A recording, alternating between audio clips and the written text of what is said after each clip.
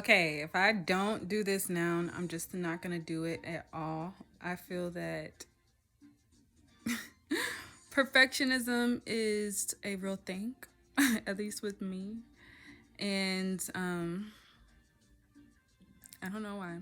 I don't know why. Um, I want to come on here to say that it is um,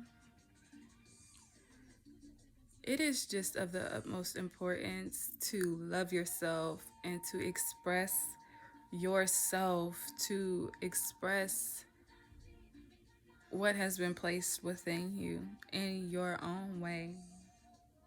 In your own way. Really grow to know yourself, really grow to love yourself, every single part of you, your features, the way that you speak, the way that you do things, the way that you process things. Just grow to understand and stop the games of comparison and really meet yourself where you are at. Meet yourself where you are at, and definitely set the bar high for you. Set the bar high as you can set it.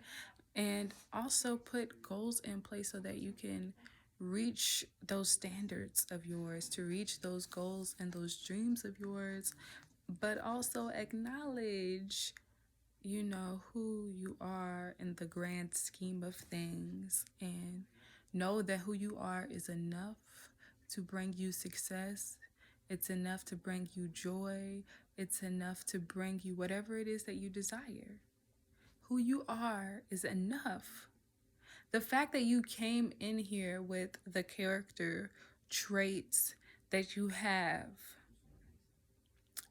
with the promises on your heart, just know that there was a reason why. There was a reason why your soul chose to express itself in this manner. And it is exactly what is needed to attract all matters of the heart.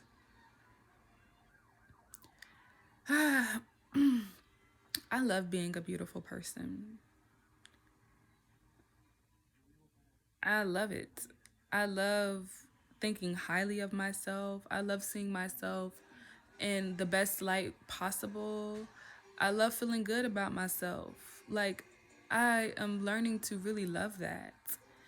And for a minute, it was my light that I was scared of. Like, oh no, I'm not going to feel that or get into that because, then I'll be acting like I'm better than everyone or whatever.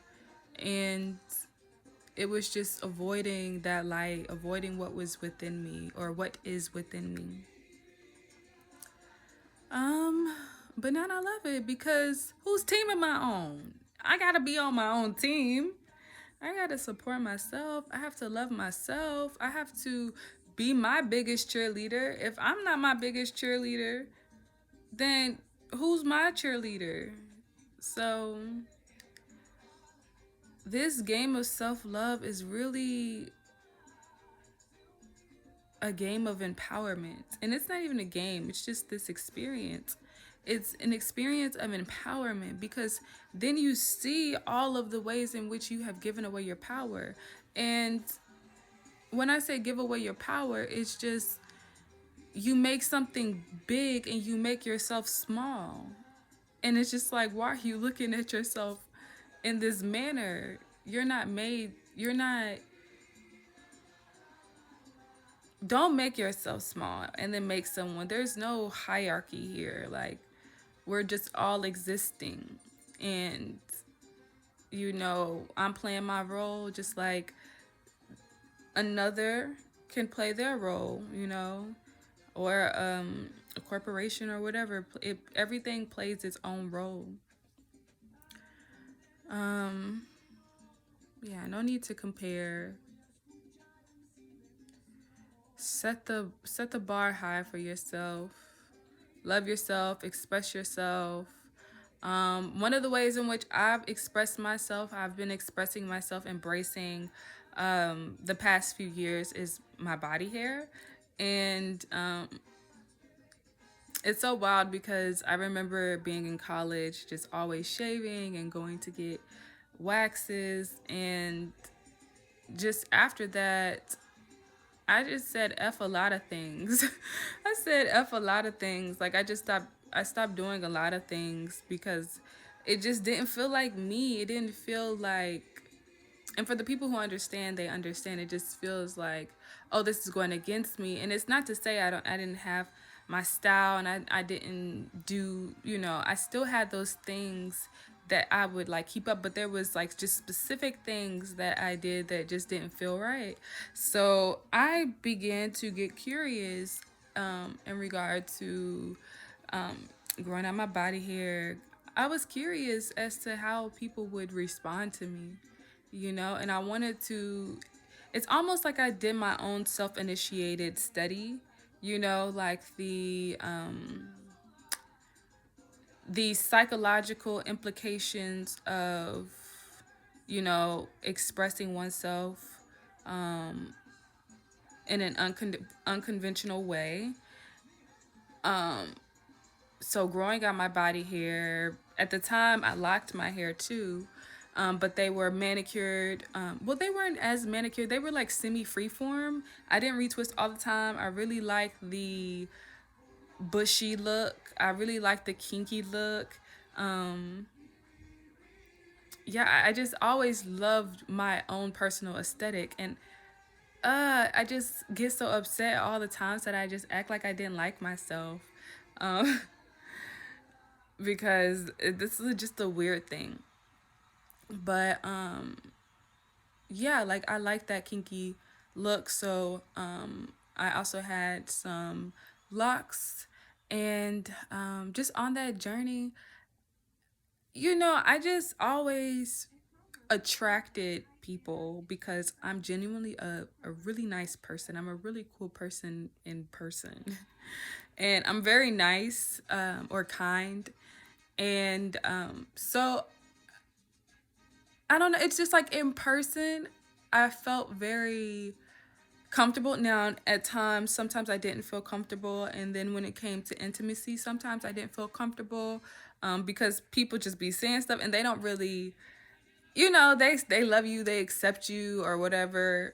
But it's just like people's comments sometimes. I had to have very, very tough skin for that. But eventually, I mean, it just became a part of me, of I'd say my identity. It's just like now people are just like, oh, that's Christina.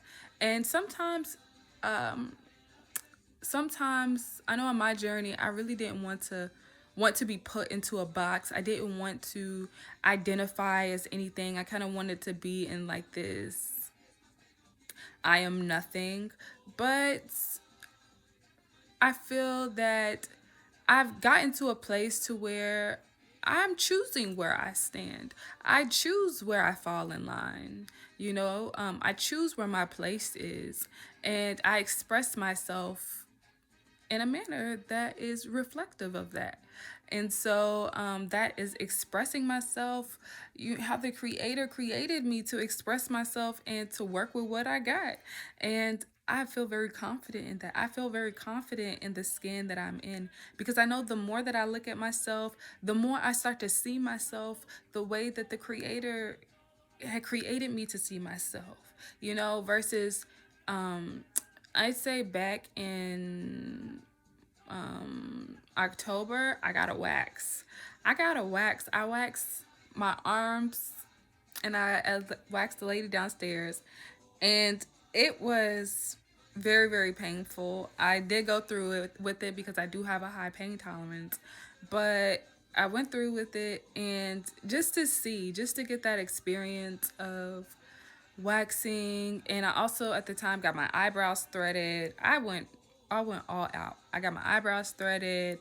I just like shaped myself up. Like I combed my hair out because I was freeforming at the time. So I combed out my hair, and I just did a two-strand twist and stuff like that. And I really did enjoy that look. I thought I was so beautiful and that expression, and it was so freeing. Like it felt really good.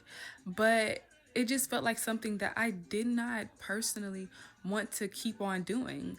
Um like I'm like, okay, this is cool. It's cool to have this experience and to see myself um more groomed, I guess. I'd say that, more groomed.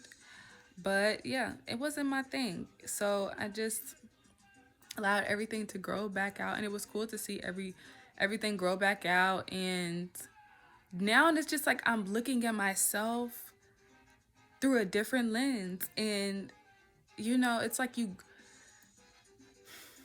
graduate in perception. Like if you choose to see that something's there, something will be there. Like I know that there's something here for me in this expression. And so the more I get to look into that, really be in it, how it feels, you really see that it's not really the necessary necessarily the expression. It's more so the energy. It's more so the energy. And I always like to say energy never lies. Energy never lies. So, um, yeah. And I think the thing that could hurt the most people is doing things to make other people happy and self-sacrificing, and just going against oneself, for external validation. The I think the thing that would hurt the most in that case scenario is to see, when you see you're in that position and you see other people who are getting to where they want to be by being themselves. Like, dang, like I literally went against myself. I did all of these horrible things to myself or to other people, changed myself. It doesn't have to be very extreme, it could be subtle. But just going against the self when you don't have to, and you can still get what you want by being yourself. I don't think many people believe that. That if somehow I express myself how I'm meant to express myself, that I'm not going to be able to get what it is that I want. Who told you that lie? Who told you that lie? So,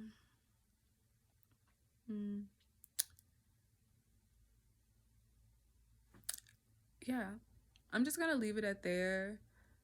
Love yourself. You have to get to a place within where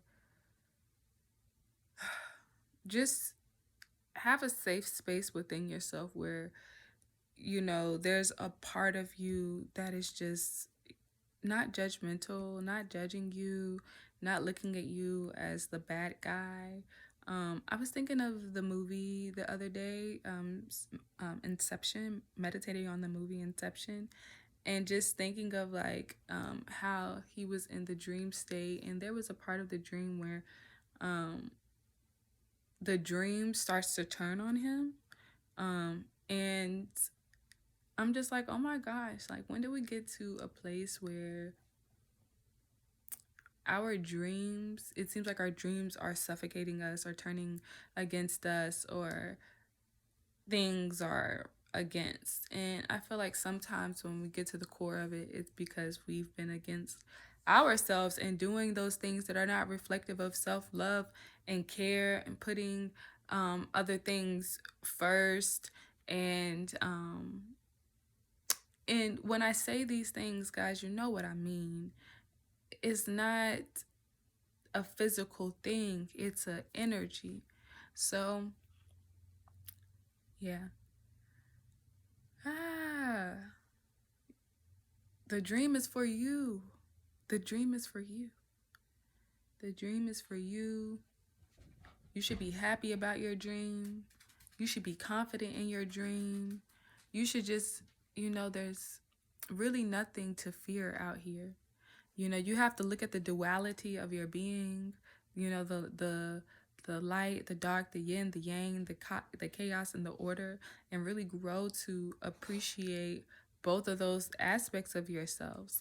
Like, I know nothing outside of me and got nothing on what's, you know, going on within me, the power that is within me, and the lineage that I come from. And that takes experience, getting to know yourself on a deeper level, getting to know where you're coming from, who your people are, who you are. Like, um, yeah,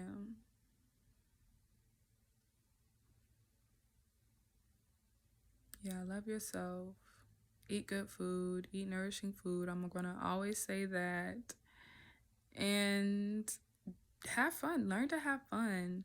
Ask the Holy Spirit to teach you how to have fun. Like, Holy Spirit, I want to learn how to have fun. Teach me how to have fun. Teach me how to hold more love. Teach me how to um, forgive. Teach me how to release. And